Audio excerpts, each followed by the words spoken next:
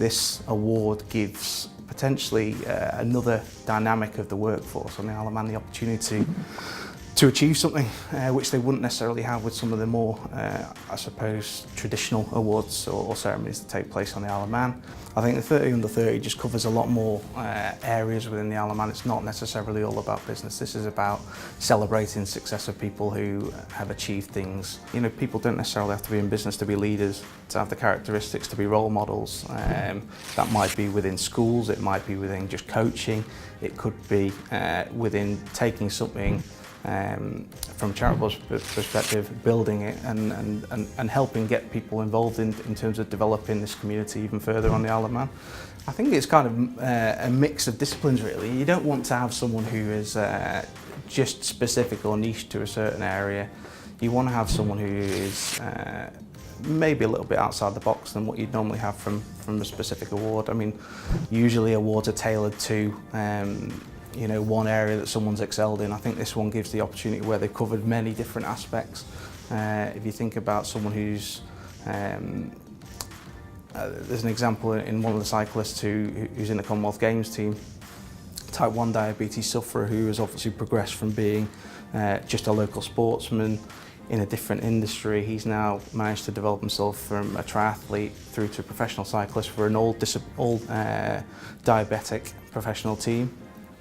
He is going out and doing lectures all around the world, enhancing and creating a charitable event from the back of these things as well to help research for diabetes. I think that's the kind of example that you'd be looking for from this as one example.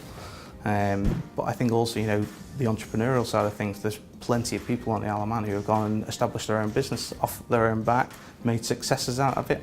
Potentially, if they haven't had success in the past, they've also gone to the next level. You know, that is the ethos that you want from people.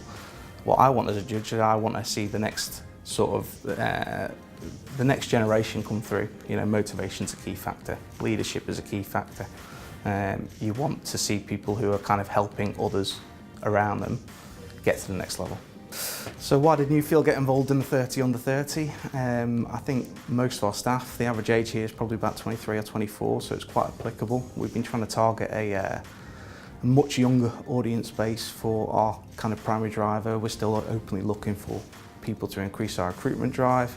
If there's an opportunity, if someone has the potential to do well, I think you'll always find the Isle of Man population gets behind them, whether that have been X Factor, whether that have been, you know, the musical opportunities of Sam Barks, who's progressed on well. Sports, I mean, I don't think there's many places around the world you're going to get people batting well above their average like the Isle of Man do in the sports scene, and the local population always gets behind everyone. You see people at the airport welcoming these athletes back. They're all amateurs. And I don't think that you would ever get that potentially anywhere else. I'm not sure if Jersey and Guernsey are the same. I will always say that the Isle of Man's better than them, obviously, having been from here. But I think that one of the things we always do is help support and help to push people onto that next level. I suppose the beauty about the judging panel is that not everyone is kind of geared around to one discipline again. I think that, you know, you look at various people who have obviously achieved success within industry or within business or within charities, or even, you know, teachers are on our judging panel. I think that it means that we can stretch, I suppose, the number of potential applicable candidates or applicable award winners. It will kind of cover in a lot more ground in terms of the pool that they might come from.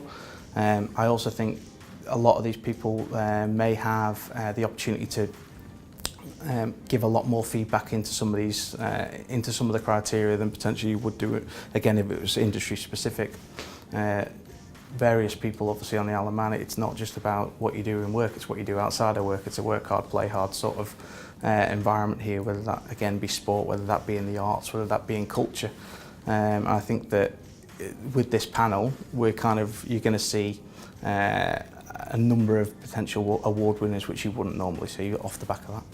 This is about role models. This is about the future role models of the Isle of Man and representatives of the Isle of Man. You know, let's not kid ourselves. These people might not be kind of permanently Isle of Man based, but they are going to be carrying the Isle of Man, I suppose, brand and banner around with them wherever they go.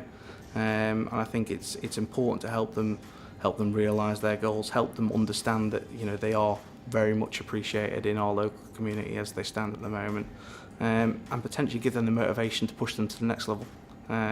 They've already potentially achieved a lot. Let's try and push them to achieve even more.